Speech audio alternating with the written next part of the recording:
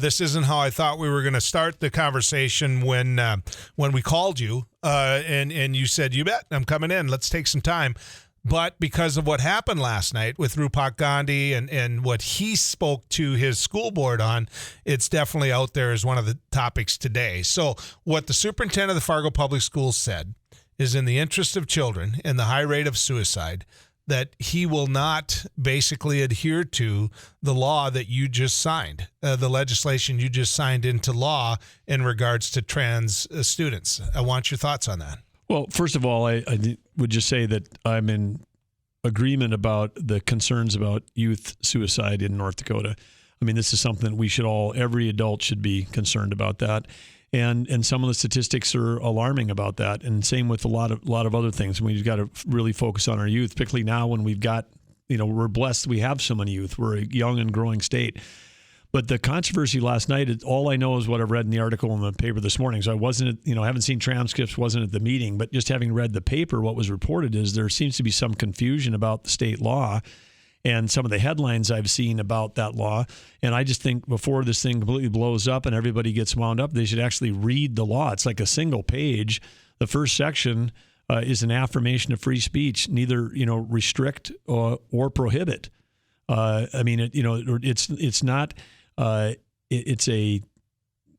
So again, there is, I don't want to call it a nothing burger or code clutter, but it is the first section of that bill is just an affirmation of free speech. So it doesn't require anybody to do something that would be against their free speech rights. It doesn't demand that they do something against that. It doesn't tell them they can't do it.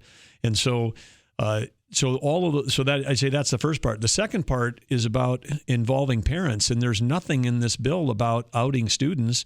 It basically says that a school district can't withhold or conceal information about a student if the parent asks, and that's just common sense. I mean, I felt like, well, we're codifying what I hope is happening. I hope if a parent walks into a school district in North Dakota and asks a question about their kid that nobody's concealing or withholding information, unless there's a known situation, because in the law there's a carve-out that says that if you know that there's a situation where maybe there's suspected abuse at home or some other thing like that, there's protections for teachers and organizations that protect kids if they think they have a reason. So it says, notwithstanding other aspects of law.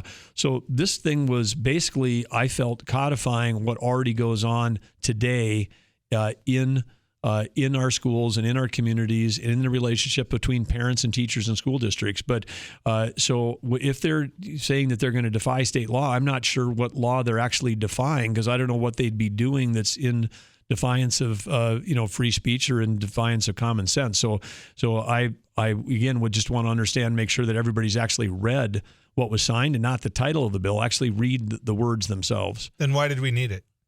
Well, we wouldn't have necessarily needed it, but this is a good question to ask the whole legislature. There's over 900 bills introduced. You've served in the legislature, you know that, and there's was all kinds of things that got passed this year, and there might have been 22 bills for one category of culture war, and no effort to consolidate those down into one coherent thing that made sense. And in some cases, the bills got modified, changed to the point where not much was less but the title. But the people that introduced those bills want to pass that bill and claim a victory. So it's an interesting time in politics today that is influencing the way the legislature conducts business on some of these policy areas. And so it's a good question for the legislative leaders. But you signed it. I signed it. Okay. I mean, when something that doesn't actually affect anyone and it passes by more than a supermajority, for me to veto that and then put it back on my desk a day later and have it turn into law anywhere when the law doesn't do anything. But those are choices you make, because I want to save vetoes for things where I'm actually trying to stop bad policy, as opposed to sort of critiquing a legislative process where if they decide they want to spend taxpayer dollars talking about these things for months and putting together a bill that does or doesn't do anything, because that's important to them, I guess that's their prerogative as a separate branch of government.